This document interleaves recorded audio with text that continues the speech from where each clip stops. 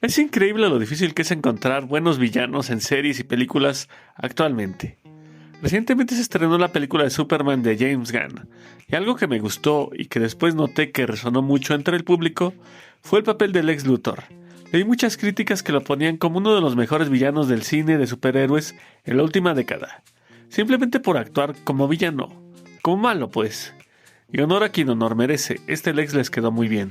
Pero eso me hizo pensar mientras miraba el horizonte en lo olvidables que han sido muchos de los villanos que he visto últimamente. Y no solo en películas, también en el anime. Pero, como me aburre quejarme ya, decidí que mejor les voy a contar sobre algunos de los villanos más memorables que haya visto. Y que por qué pienso que son un factor clave en sus historias. Así que, pónganse cómodos, prepárense un café y ya sin más relleno, vamos a darle. ¿Por qué es importante un villano en una historia? Cuando pensamos en nuestras series o películas favoritas, normalmente lo primero que recordamos es al protagonista, que si Goku, Batman, Spider-Man, etc. Por eso muchas veces el papel del villano o antagonista se queda de lado o se ignora por completo. Tiene sentido, si está bien hecho el protagonista es con quien nosotros, los espectadores, solemos identificarnos. Pero aquí viene lo interesante. Un mal villano es solo un obstáculo más, el típico villano de la semana. En cambio, un buen antagonista puede generar todo tipo de reacciones en la audiencia, desde que lo odies y quieras ver al prota partiéndole la madre, hasta que provoque debates intensos entre fans que conectan con su historia y de verdad quieren verlo triunfar sobre los héroes. ¿Te suena algún villano así? Si es así, déjamelo en los comentarios. Pero mejor veamos ejemplos para explicarme mejor. Empecemos con el villano más reconocido del mundo, Darth Vader. Star Wars o la Guerra de las Galaxias de este lado del charco es una de las franquicias más populares de la historia del cine, y Vader es, sin duda, su icono más reconocible, incluso por encima de sus protagonistas, y sí, también por encima de Anakin Skywalker, ya que aunque son la misma persona, todo el mundo reconoce a Vader y pocos saben quién es el personaje de Anakin. Este es un excelente ejemplo de lo que les decía antes, un villano memorable que se vuelve la cara de su franquicia. ¿Y cómo se explica la tremenda conexión del público con este personaje? Para mí hay dos factores clave. Primero, su presentación.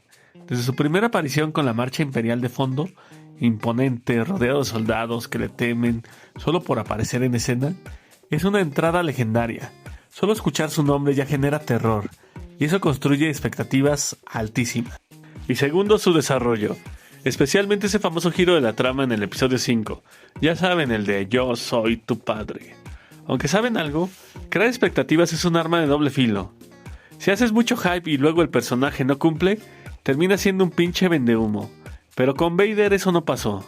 Su arco incluye el giro más famoso de la historia del cine, un proceso de redención en el episodio 6 y unas precuelas que enriquecen aún más su historia como Anakin. Todo eso lo encumbra más. Nunca mejor dicho, Darth Vader es cine. Pero, ¿qué pasa cuando un villano sí resulta ser un vendehumo? Pues, veamos el infame caso de Madara Uchiha. Madara Uchiha es un personaje bastante polémico dentro del fandom de Naruto y el anime en general. Desde el inicio de Shippuden nos lo empiezan a vender como una leyenda. El Kyuubi menciona que los ojos de Sasuke llenos de maldad le recuerdan a Madara Uchiha. Desde ahí su nombre aparece constantemente, pero él no. Siempre opera desde las sombras, involucrado en las tragedias más grandes de la historia ninja. Todo eso construye una expectativa brutal, y cuando por fin aparece, no decepciona. Bueno, al principio no. Ahí se echa solito a toda la alianza Shinobi a putazo limpio, lanza meteoritos como si fueran canicas, y derrota a los 5 Kages sin despeinarse. Y ya para rematar, se pone los Rinnegan y se convierte en el Jinkyuriki del Yubi, convirtiéndose ahora sí en un jefe final en toda regla.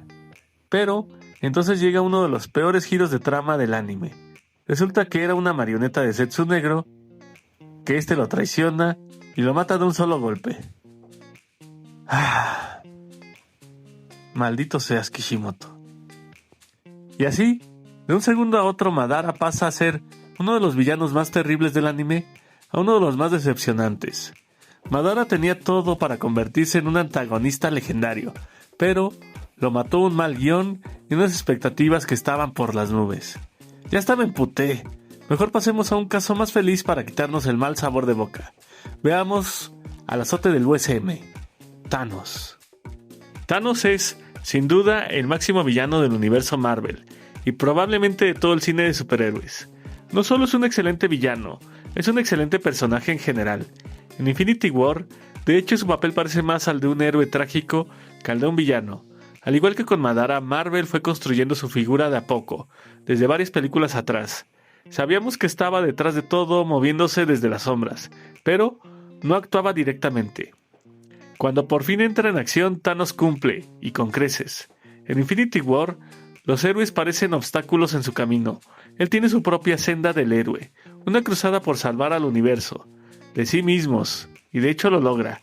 Hasta tiene su escena mirando al horizonte muy orgulloso de lograr su cometido, el muy hijo de puta. Pero claro, en Endgame lo nerfearon horrible, le quitaron el guantelete y las gemas del infinito. Y no me vengan con que él solito las destruyó, eso fue un pinche guionazo. Es más, chinga tu madre, Kevin Feige. Y tú también, Disney, ¿qué me ves?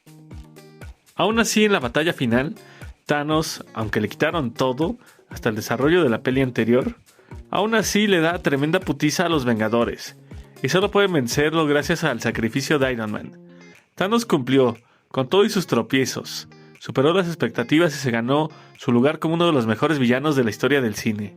Y ahora, para cerrar, hablemos del que para mí es el mejor antagonista que haya visto, Kang el Conquistador. Ah no, ese es un pinche bodrio. Mejor hablemos de Meruem, el Rey Hormiga. El caso de Meruem es especial porque no hay expectativa previa. Antes del arco de las hormigas quimera en Hunter x Hunter, ni sabíamos que existían. Es más, Meruem ni siquiera había nacido, ni siquiera estaba en planes. Su nacimiento durante el arco de las hormigas comienza como una amenaza. Está destinado a ser el ser más poderoso que haya existido.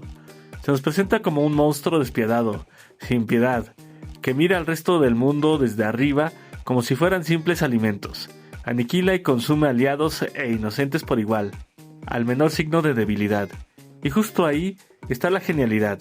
A partir de esta figura de maldad absoluta, Togashi construye el mejor desarrollo de personaje que haya visto en un anime.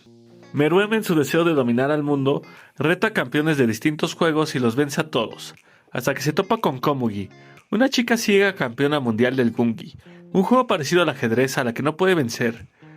Y ese encuentro lo cambia todo. Poco a poco, a través de las interacciones con Komugi y sus guardias reales, Meruem empieza a valorar la vida y entra en una crisis existencial. Se pregunta a sí mismo quién es él, cuál es su lugar en el mundo y qué es lo que realmente quiere. Su evolución choca con su propia identidad impuesta como el Rey Supremo, lo que lo obliga a confrontar el mundo y a sí mismo.